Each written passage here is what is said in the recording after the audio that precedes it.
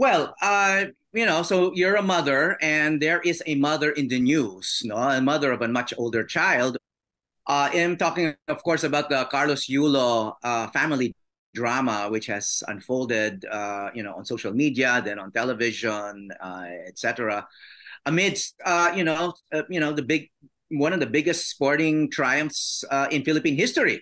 Diba? So, lumaban dun sa mga medalya ni Yulo, yung bali-balita tungkol sa pamilya niya. No? I mean, before I ask you anything specific, what's your Mm-mm. general take on it?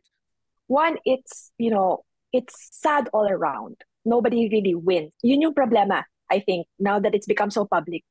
It's become something like people are taking sides, di ba? Parang team this and team that, and someone saying, oh, ito siya ang tama, siya ang mali.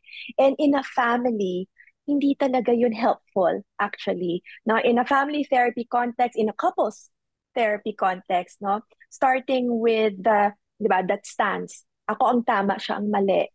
It's not helpful. It hurts the family. When you were reading about this, thinking about it, um, did it is it how common is this? I mean, napaisip ka ba tungkol sa mga pasyente mo? I mean, how unique or common Yeah.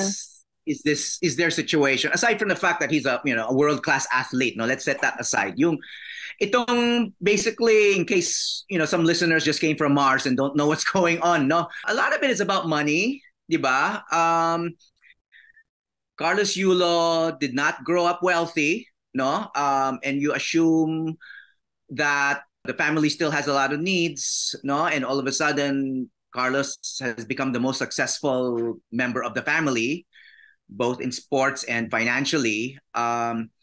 So may fair expectation ba yung pamilya na mag-share siya?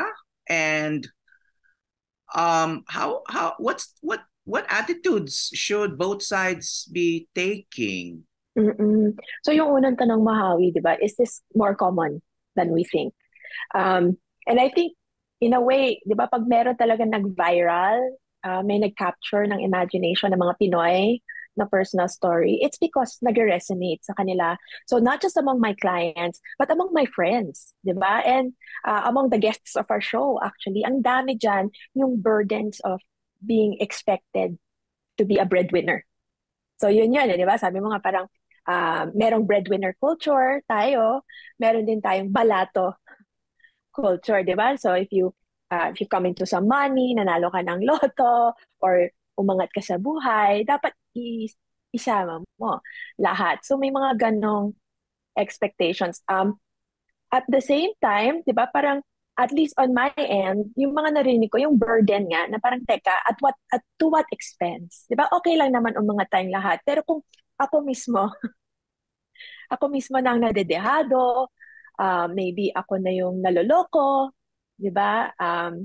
Medyo baka nagkakaroon ng question ng respect and honesty. Parang hanggang saan?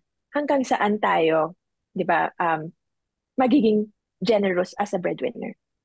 Uh, some people have said that there's also a class issue here because a lot of world class athletes from the Philippines, or even just very good athletes from the Philippines, come from well-off families, no? Kasi their Mm. families were able to afford nutrition, good coaching, good schools, overseas competition, and all of that, no? So it would be, this kind of drama may not have occurred if he had belonged to a middle class or upper class family. I don't know. To what extent does that make any sense, or is this something Mm-mm. much more universal than that? Yeah, parang actually narinig ko na yung parang argument na parang the expectation nga differ. Siyempre, sa pangangailangan, kasi kung hindi na kailangan ng pamilya, di ba, the expectation isn't so set or solid. But I think it's doing a disservice though, di ba? To put all that set of behaviors and set of interactions in a relationship dahil lang sa social class or dahil lang sa socioeconomic status.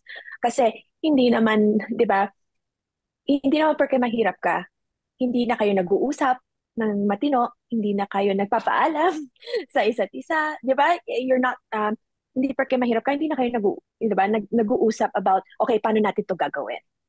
Diba? How are we going to do this? Um, if anything, as said earlier, parang, I don't want to analyze, but at the very core of it, diba, merong lack of communication ang nangyari. Yun na yun. To put it, di ba, very, very mildly, ang problema talaga, hindi nag-usap ng matino. So, hindi naman yun, di ba, hindi yun mahirap para sa mahirap. Parang nag-uusap naman actually. If anything, sometimes ang mga poorer families, di ba, they have to problem solve together. Hindi naman necessarily mag-isa. So, I don't want to bank it too much on that. Although obviously it's a factor. Kasi it's a factor na, okay, nag-outweigh eh. Kailangan na talaga. Di ba? Kailangan talaga. Kailangan ng pamilya. So, factor din siya. Pero well, at least from what I read no, in the news, the issue wasn't about do we give money or not. Di ba ang issue, at least Kaloy said no, in his own parang direct statement, ang issue niya, hindi nagpaalam. So again, for me, again, from a family therapy lens, hindi nag-communicate. Kaya nagkaka-misunderstanding.